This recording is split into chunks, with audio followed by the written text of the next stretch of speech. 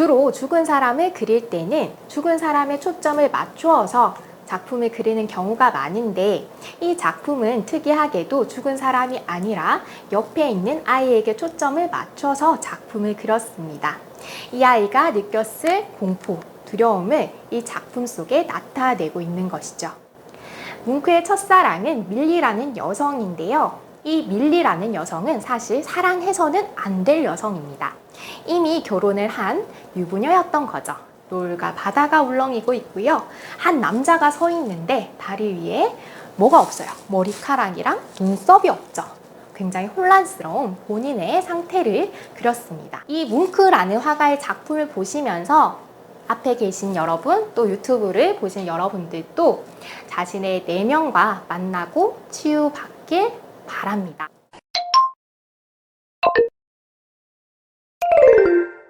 네, 안녕하세요. 김보혜와 함께하는 문화예술 10편째입니다.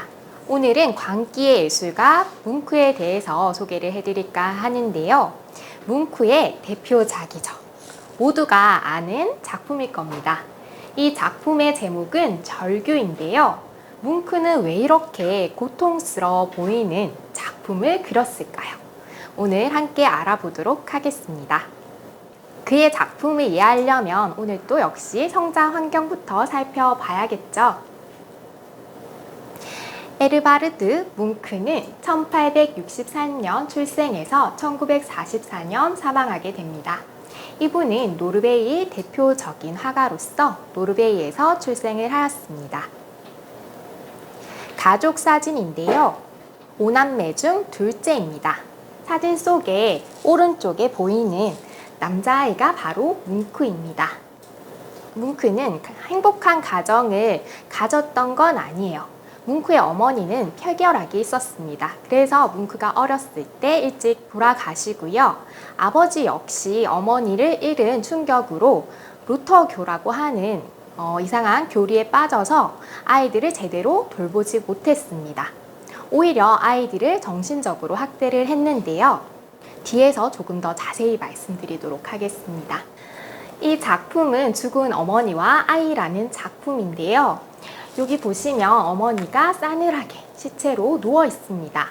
그리고 침대를 가까이서 보시면 이 그림자가 있는데 아이의 그림자와 침대의 그림자가 연결되어 있는 것을 볼 수가 있습니다.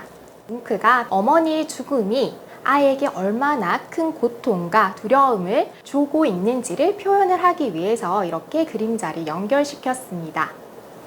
주로 죽은 사람을 그릴 때는 죽은 사람의 초점을 맞추어서 작품을 그리는 경우가 많은데, 이 작품은 특이하게도 죽은 사람이 아니라 옆에 있는 아이에게 초점을 맞춰서 작품을 그렸습니다. 이 아이가 느꼈을 공포, 두려움을 이 작품 속에 나타내고 있는 것이죠.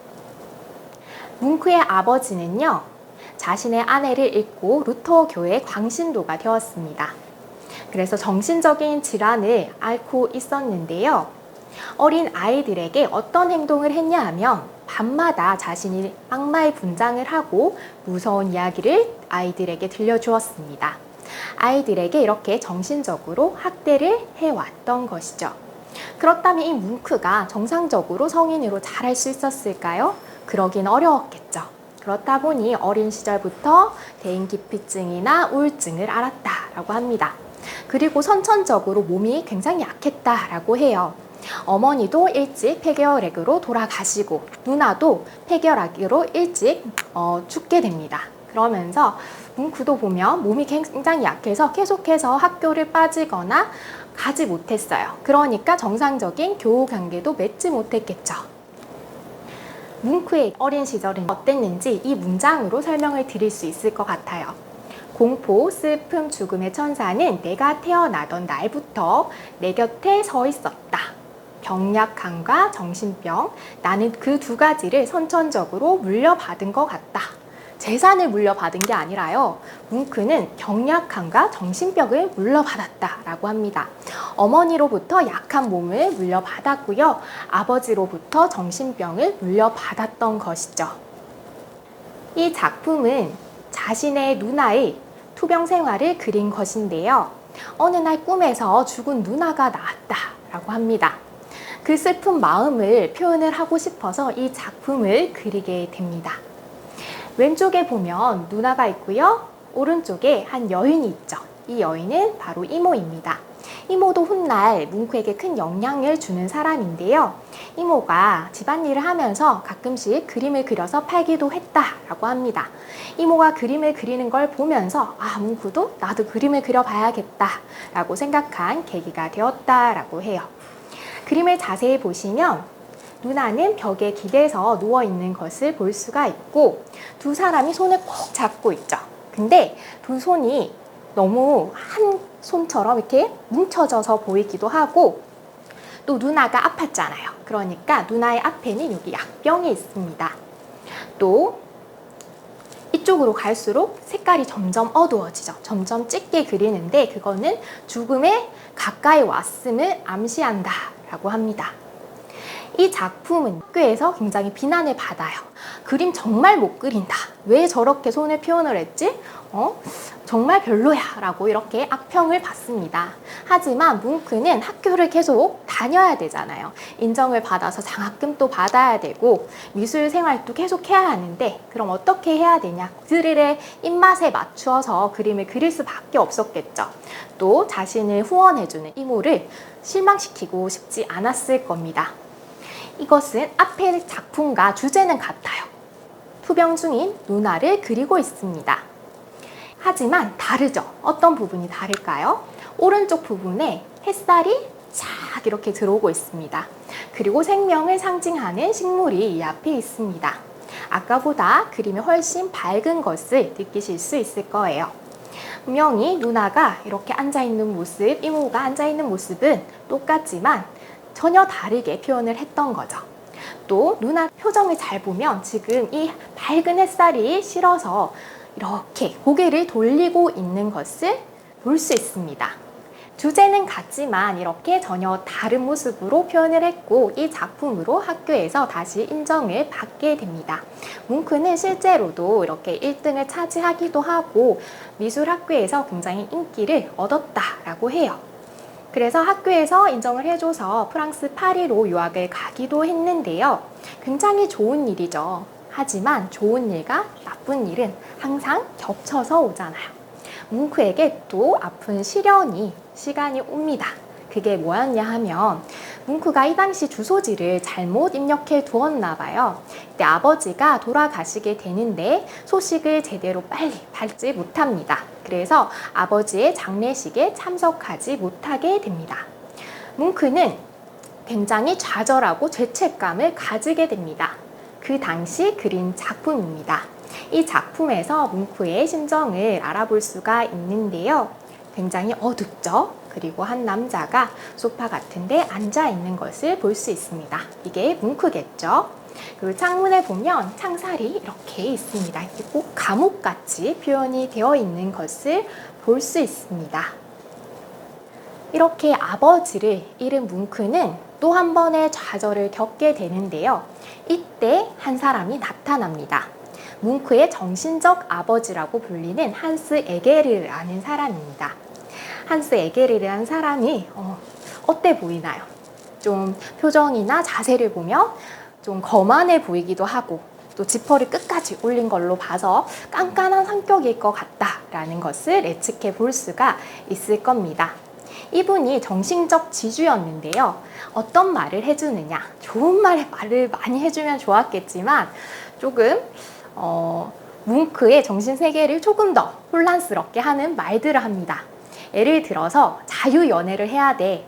결혼해도 연애 계속 해야 돼. 그런 말은 불륜을 저질러도 상관없다. 이런 이야기겠죠. 그리고 지금까지는 자기가 원하는 그림을 사실 뭉크가 잘 그리지 못했잖아요. 자기 내면 세계를 그대로 표현했을 때 학회에서 미술계에서 이거 아니야. 이거 정말 아니야. 이런 식으로 응답을 받았기 때문에 본인이 그리고 싶은 그림을 그렸다기보다는 남들이 원하는 그림을 그렸어요. 근데 이때부터는 아니야. 네 내면에 있는 거 모든 걸 그림으로 표출해. 이런 말을 한스 에게르가 해주는 거죠. 그때부터 작품의 색깔이 확 바뀌게 됩니다. 네, 앞의 작품과 또 사뭇 다른 느낌이 보이시죠? 좌와 우가 지금 대비되는데요. 좌쪽에 보시면 상가에 밝은 불빛들이 들어오고 있습니다. 하지만 우측에 보면 굉장히 어두운 색깔이에요. 이런 커다란 나무인데요. 이렇게 죽은 늙은 나무가 있습니다. 실제로 노르웨이에 이 나무는 없어요. 하지만 좌우의 대칭을 맞추기 위해서, 구도를 맞추기 위해서 뭉크가 그려놓은 것이고요. 또 왼쪽에 있는 사람들의 표정을 보시면 어때요? 굉장히 무표정하죠. 무표정하고 약간 좀비같이 아무 생각도 없어 보이는, 정면을 응시하는 사람들의 모습이 그려져 있습니다. 이 작품 속에는 뭉크가 등장하는데요. 뭉크가 누굴까요? 아마 금방 찾아내실 수 있을 거예요. 네, 맞습니다. 이 오른쪽에 있는 검은색 남자가 바로 뭉크입니다. 굉장히 어두워 보이고 이 밝은 곳에 갈 수 없는 자신의 내면 세계를 작품에 그리고 있습니다. 이 작품은 카를 요한의 저녁이라는 작품입니다. 예술가에게는 항상 러브 스토리가 있죠. 이번에는 뭉크의 첫사랑 이야기를 해보도록 하겠습니다. 뭉크의 첫사랑은 밀리라는 여성인데요. 앞에서 힌트를 조금 드렸어요. 한스라는 사람이 자유연애를 해라 라고 했잖아요. 이 밀리라는 여성은 사실 사랑해서는 안 될 여성입니다. 이미 결혼을 한 유부녀였던 거죠. 남편이 있는 여성을 사랑을 했습니다. 밀리는 뭉크를 그냥 잠시 재미로 만났던 것 같아요. 뭉크는 첫사랑이잖아요. 너무나 밀리에게 진심이었습니다. 뭉크는 밀리와 한 모든 것이 다 처음이었어요. 키스도 처음이고 다 처음이었습니다. 그래서 너무 기분이 좋았을 거잖아요. 첫 키스를 했으니까. 불륜임에도 불구하고 이렇게 작품으로 그때 회상하면서 남겨놓습니다. 밀리와 뭉크가 첫 키스를 하는 장면인데요. 너무 격렬하게 키스를 해서 이렇게 얼굴이 거의 가려서 보여지지 않고요. 근데 되게 감성적이에요. 밖에는 사람들이 유유히 걸어가고 있고 둘은 뭔가 밀실 안에서 사랑을 나누는 모습을 그려내고 있습니다. 하지만 사랑이라는 게 쭉 이어가면 좋겠지만 그러지 못했어요. 점점 이게 서로가 멀어진 거죠. 작품 속에서 그걸 느껴볼 수 있는데요. 여성과 남성이 바닷가를 보며 서 있습니다. 그런데 각자 다른 것을 보고 있어요. 여성은 저 앞을 보고 있고요. 남자는 앞을 보는 게 아니라 자세히 보면 한 발짝 뒤로 물러서서 여성을 바라보고 있습니다. 그리고 지금 둘의 간격이 많이 띄워졌죠. 오붓한 여인 같으면 딱 붙어 있었을 텐데 둘의 사이가 이렇게 멀어진 것을 그림으로 짐작을 해볼 수가 있습니다. 밀리는 점점 뭉크에 대한 애정이 식었습니다. 뭉크는 그렇지 못했다라고 했죠.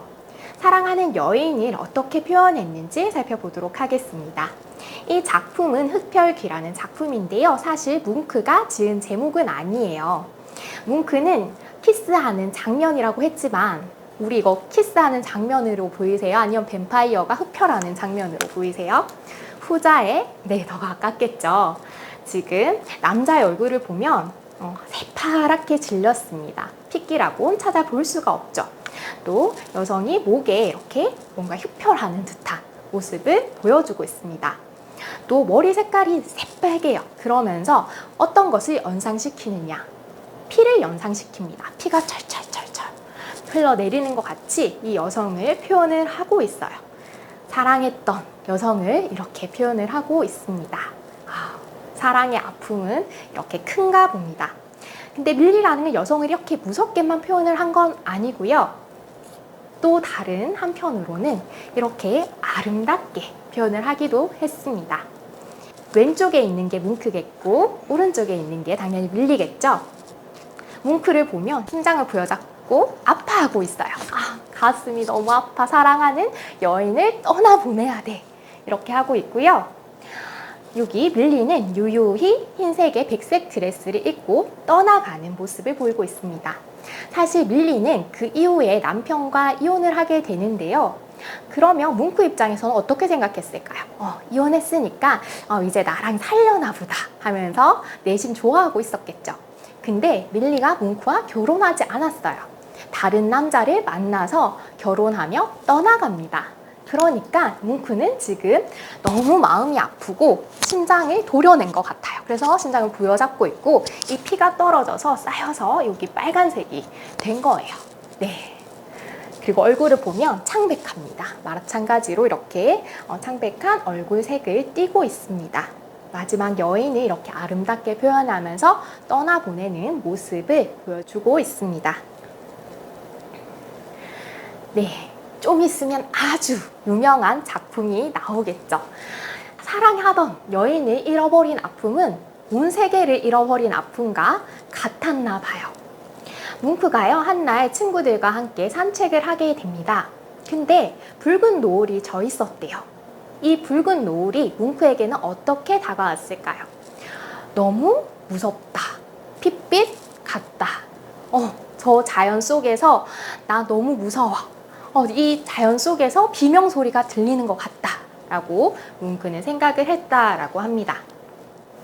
이 작품을 그렸는데요. 여러분도 다 아시는 바로 절규라는 작품입니다. 지금 노을과 아래쪽이 막 울렁울렁 거리는 모습을 그렸어요. 노을과 바다가 울렁이고 있고요. 한 남자가 서 있는데 다리 위에 뭐가 없어요. 머리카락이랑 눈썹이 없죠. 굉장히 혼란스러운 본인의 상태를 그렸습니다. 그리고 자세히 보면 뒤에 두 사람이 있어요. 이게 뭉크의 친구들입니다.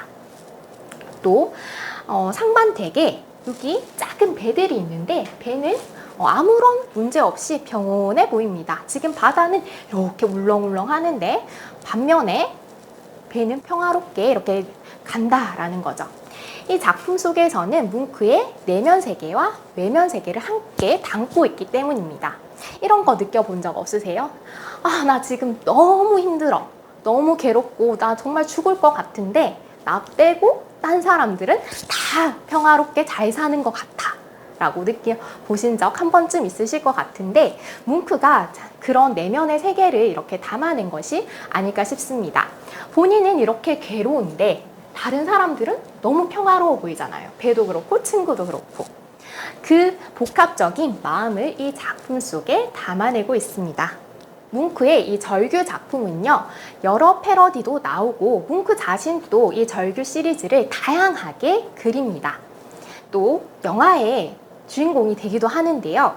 바로 1996년에 영화 스크림의 절규가 바로 여기에 나오고 있습니다. 이 영화 한 번쯤 보셨죠? 굉장히 공포스러운 영화인데 칼을 들고 있는데 뭉크의 작품에서 나왔습니다. 그리고 뭉크는요, 본인의 작품을 파나로 다시 옮기는 것을 좋아했습니다. 그 이유는 파나가 조금 더 사람들에게 전달력 있게 이것을 표현할 수 있다, 전달할 수 있다 라고 생각을 했기 때문입니다. 일반적인 사람들은 대부분 파나를 어떻게 생각하느냐 하면은 원작을 그리고 부가적으로 하는 그냥 뒤에 따라오는 작업이다 라고 생각을 하는데 뭉크는 그렇게 생각하지 않았어요. 파나 자체를 굉장히 중요하게 생각하고 오히려 파나가 전달하기에 더 유리하다 라고 생각을 했습니다. 그래서 파나 작품도 굉장히 많아요. 그의 원작 뒤에는 항상 파나 작품을 따라서 하기도 했습니다. 네, 그때 절규를 그렸을 때를 회고하면서 이렇게 뭉크가 기록을 남겼습니다. 나는 친구들과 산책을 나갔다. 갑자기 해가 지기 시작했고 하늘이 핏빛으로 물들었다. 나는 죽을 것 같은 피로감에 멈춰서서 난간에 기대었다. 검푸른만에 마치 화염 같은 핏빛 구름이 걸려 있었다. 친구들은 계속 걸어갔고 나는 혼자 불안에 떨며 자연을 관통하는 거대하고 끝없는 절규를 느꼈다. 그 친구들은 계속해서 앞을 향해 나아가고 있는데 본인만 멈춰있는 느낌을 받았을 거예요. 그런 느낌 우리 받을 때 있잖아요. 남들은 정말 잘 살고 저렇게 잘하고 있는 것 같은데 나 너무 괴롭고 힘들어. 죽을 것 같아. 이런 느낌을 뭉크는 그때 가졌었다라는 거죠. 첫사랑이 있으면 끝사랑도 있는 법이죠. 뭉크의 마지막 사랑에 대해서 이야기해 보겠습니다. 뭉크는요, 사실 이 당시에 꽤 잘 나가는 화가였습니다. 그것을 본인의 자화상에서도 느껴볼 수 있는데요. 자화상을 보시면 굉장히 어둡죠. 그런데도 불구하고 얼굴이 굉장히 밝습니다. 꼭 누군가가 조명을 비추어 주는 것 같이 자신만만해하는 뭉크의 얼굴을 볼 수가 있습니다. 이 당시에 누구를 만났느냐? 뭉크의 마지막 사랑 툴라를 만났습니다. 툴라라는 여성은 굉장히 교양 있고 똑똑한 여성이었습니다. 처음에는 뭉크가 툴라에게 반해서 좋다고 막 쫓아갔어요.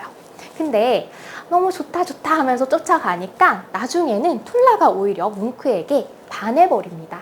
그래서 반대의 상황이 벌어지죠.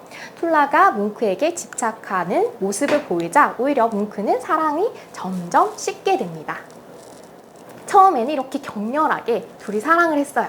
앞에 키스 장면과 뒤에 키스 장면이 다르죠. 첫사랑과의 키스 작품, 마지막 사랑과의 키스 작품이 이렇게 다릅니다.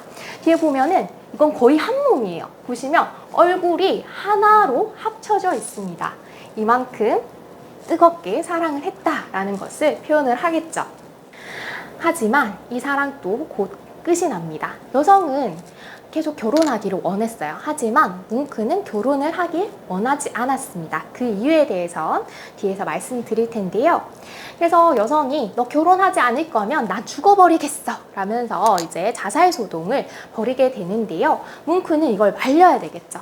그러지 마 하면서 이제 싸움을 하는 과정에서 총기에 오발 사고가 나게 됩니다. 그러면서 뭉크의 왼쪽 중지손가락이 총을 관통하게 되면서 바로 여기 엑스레이가 남아 있는데요. 세 번째 손가락이 총에 더 이상 쓰지 못하게 됩니다.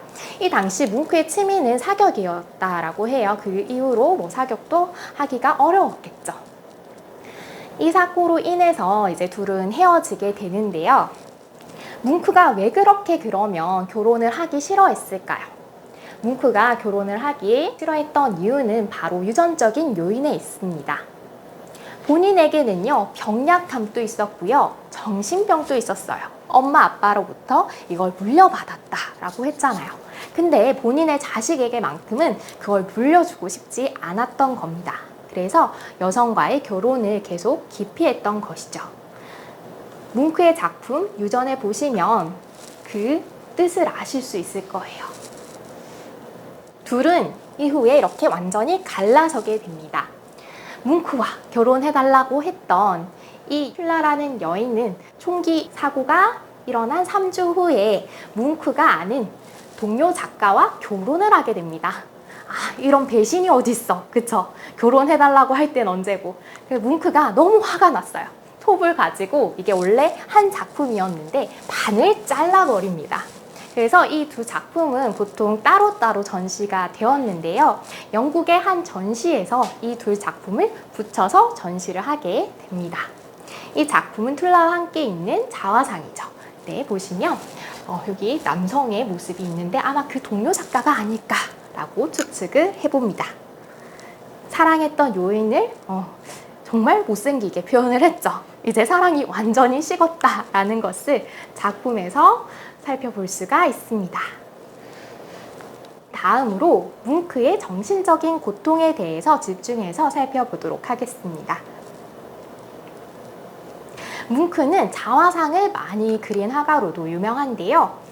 정말 많은 자화상을 그리는 화가들이 있잖아요. 그런데 뭉크의 자화상은 특별합니다. 왜 특별하냐? 어느 작가도 자신을 지옥 속에 그려넣은 화가는 없었을 거예요. 여기 배경이 바로 지옥입니다. 작품은 지옥 속에서의 자화상인데요. 지옥인데 굉장히 막 힘들고 두렵고 괴롭고 이런 모습이 아니에요. 의연하게 지옥 속에서 버텨내는 본인의 모습을 담고 있습니다. 근데 앞에 성공가도를 달릴 때의 자화상과 뒤에서 지옥에서의 자화상의 느낌이 조금 다르다라는 것을 느끼실 수 있을 거예요. 그리고 한 가지 더 말씀드리면 아까 손가락을 잃었다라고 했잖아요. 그 이후부터 뭉크는 자신의 자화상에 왼쪽 손을 그려넣지 않습니다. 본인의 손가락이 이제 컴플렉스가 되어버린 거겠죠. 이때의 본인의 정신 상태는요. 나는 지금 정신이 정말 이상해지기 직전이야. 이쪽 직발의 상황이야. 너무 괴로워. 이 사랑 때문에 나는 너무 괴롭고 우울하고 사람도 만나기 싫다. 이런 상태거든요. 이때 뭉크의 정신 상태가 얼마나 안 좋았는지 살펴볼 수 있는 작품입니다. 초대받지 않은 손님이라는 작품인데요. 한날 뭉크와 사이가 좋지 않던 갈등이 있던 화가가 뭉크의 집에 찾아오게 됩니다. 근데 뭉크는 이 사람과 대화도 나누지 않은 채 바로 총부터 발사해버립니다. 이후에도 3번 정도의 총 문제를 일으켰었고요. 뭉크는 점점 술에 의존하게 됩니다. 사람에 의존하지 못하니까 점점 술에 의존하기 시작합니다. 다행인지 본인의 상태에 대해서 이제 깨달아서 자신이 스스로 정신병원을 찾아가서 입원을 하게 됩니다. 그래서 한 6, 7개월 정도 치료를 받게 되죠. 근데 이 장면 조금 익숙하시지 않나요? 앞에서 제가 화가 이야기를 할 때 이런 화가가 한 명 더 있었어요. 자진해서 정신병원에 간 화가가 한 명 더 있었는데 혹시 기억하실까요? 빈센트 반 고흐입니다. 빈센트 반 고흐도 그때 자진해서 정신병원에 들어가게 되죠. 네, 아주 유명한 화가인데 그 당시에는 사실 유명하지 않았습니다. 반 고흐도요, 정신병을 앓고 있었고 우울증을 겪고 있었어요. 그래서 37세의 나이로 굉장히 일찍 자살해서 죽고 맙니다. 하지만 그는 굉장히 열심히 작품 활동을 했죠. 그래서 우리에게 많은 작품을 지금까지도 전해주고 있습니다. 근데 뭉크는 이 빈센트 반 고흐를 굉장히 존경했어요. 그 이유가 뭘까요? 자신과 처지가 비슷했잖아요. 너무 괴로운 상황이고 힘든 상황인데도 불구하고요. 빈센트 반 고흐는 정신병원에서 이렇게 아름다운 작품을 남깁니다. 괴로운 상황 속에서도 정신병원 창밖을 보면서 이 별이 빛나는 밤을 그렸는데 너무 밝잖아요. 밤하늘의 별도 마을도. 이렇게 아름다움을 전할 수 있구나. 사람들에게 희망을 줄 수 있구나 라고 생각을 하게 됩니다. 반면에 본인의 작품은 너무 어둡고 처져 있다라는 것을 느꼈겠죠. 빈센트 반 고흐를 좋아해서요. 빈센트 반 고흐의 별이 빛나는 밤에 라는 작품을 오마주했습니다. 그래서 느낌이 비슷하실 거예요. 위에는 빛나는 밤하늘에 별이 비치고 있고요. 저 멀리 마을에 불빛이 빛나고 있습니다. 여기에도 뭉크가 들어있어요. 어디 들어있을까요? 네, 여기에 등장하고 있습니다. 여기 까만색인데 여기 코 부분이에요. 측면을 나타내고 있습니다. 그런데 저 밝은 마을과 여기와 거리가 꽤 되죠. 본인은 빈센트 반 고흐처럼 이런 힘든 상황 속에서도 싸우고 있다라는 것을 표현하고 싶었어요. 하지만 저 밝은 희망적인 곳으로 내가 갈 수는 없어요. 그런 안타까운 현실을 또 이 작품 속에 담아내고 있습니다. 이후로 뭉크는 사람들에게 희망을 주는 그림을 그리기를 원했습니다. 그 작품 중 하나가 바로 이 벽화인데요. 오슬로 대학교에 있는 벽화입니다. 작품을 보시면 태양이라는 작품이에요. 앞의 작품과는 전혀 다르죠. 사실 이게 뭉크의 대표작이라고 할 수 있습니다. 우리가 절규만 알고 있었잖아요. 절규뿐만이 아니라 뭉크는 이렇게 아름다운 작품도 그려내고 있었던 겁니다. 태양이라는 것은 대자연이 주는 힘과 희망, 삶의 의지 이런 걸 담아냈다라고 볼 수 있습니다. 삶을 애찬하고 있는 작품이라는 거죠. 이 작품은 지금 이렇게 대학교 안에 벽면에 그려져 있습니다. 굉장히 멋진 작품이죠. 노르웨이 사람들은 이 작품을 가장 좋아한다라고 해요. 뭉크의 절규보다 이 작품을 더 좋아해서 지폐에도 넣어놨습니다. 노르웨이 지폐 중에 1000크로네에는 뭉크의 작품이 들어가 있는데요. 절규가 들어가 있는 것이 아니라 이 태양이라는 작품이 들어가 있습니다. 우리 지폐에 아무나 넣는 거 아니잖아요. 우리도 세종대왕 같이 정말 위대한 업적을 남긴 사람을 얼굴을 담아 놓고 하는데 마찬가지라는 거죠. 뭉크라는 사람이 노르웨이에서 인지도가 있고 사랑받는 화가라는 것을 알 수가 있습니다. 앞면에는 이렇게 뭉크의 얼굴이 담겨져 있습니다. 이제 뭉크의 노후 생활에 대해서 살펴보도록 할게요. 뭉크는 이제 중년 이후에 에켈리에 있는 집으로 이동하게 됩니다. 여기에 집을 지어서 살게 돼요. 사람들과 좀 떨어져서 혼자만의 시간을 가지고 싶었습니다. 그런데 조금이 아니었어요, 사실. 30년 동안 이 집에서 거의 나가지 않고 사람들과 만나지 않고 오로지 작업에만 전념을 했다라고 합니다.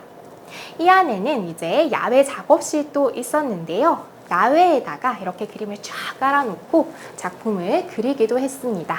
야외 아뜰리에 모습을 여기 사진에 담고 있습니다.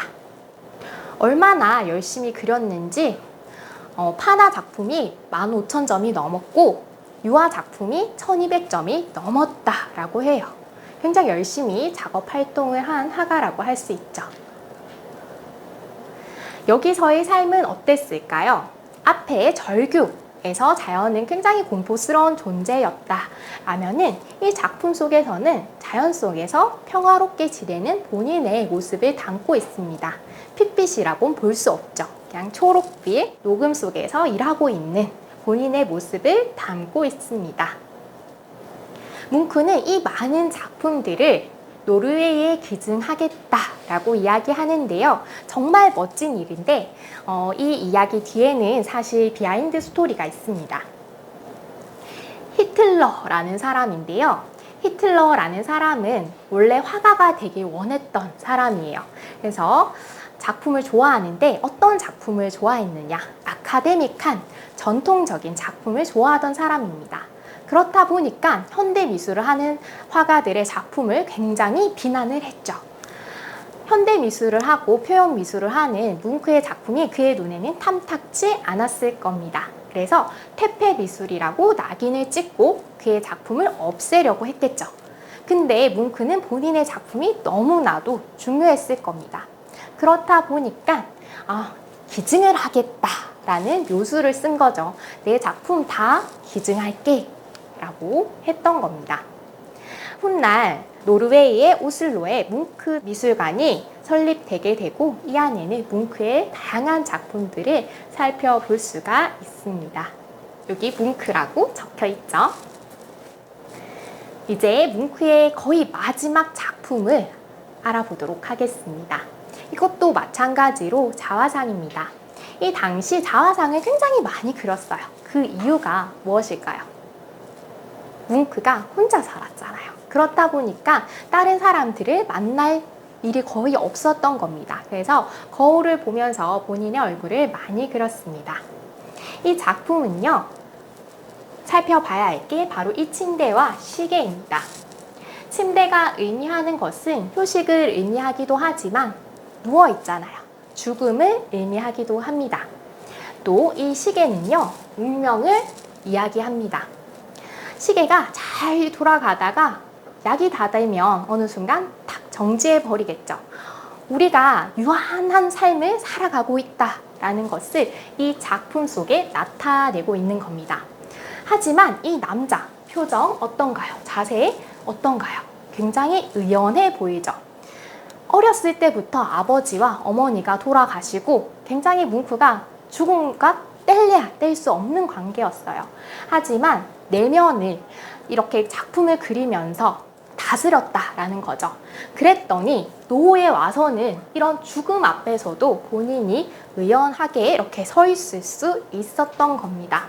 뭉크는 이처럼 평생 동안 자신과의 싸움을 했던 화가라고 할 수 있습니다. 그래서 이 작품의 명은 시계와 침대 사이의 자화상입니다. 뭉크는 이런 말을 했어요. 내가 깊은 절망에 빠져 있을 때조차도 그림을 그리고 있으면 뭔가 이상하게 마음을 진정시키는 평화가 나를 감싸고 했다. 불안으로 죽을 것 같던 밤에도 그림을 그리고 나면 행복한 기분으로 침대에 들었고 곧바로 잠에 빠져들었다. 그림이 없었더라면 나는 벌써 죽었을 것이다. 이처럼 나는 그림이 중요하다 라고 뭉크는 이야기를 하고 있습니다. 또 어떤 이야기를 하냐면요. 나는 예술로 삶의 의미를 설명하고자 노력한다. 내 그림이 다른 이들의 삶에도 도움이 되기를 바랍니다. 본인이 예술로 치유받았잖아요. 그 치유받은 감정을 본인만 느끼는 것이 아니라 나뿐만이 아닌 다른 사람에게도 이 행복을 같이 나누고 싶어 하는 모습을 보여주고 있습니다. 그래서 오늘의 메시지는요, 인생의 고통을 예술로 승화시켜 표현한 화가 뭉크. 이 뭉크라는 화가의 작품을 보시면서 앞에 계신 여러분, 또 유튜브를 보신 여러분들도 자신의 내면과 만나고 치유받길 바랍니다.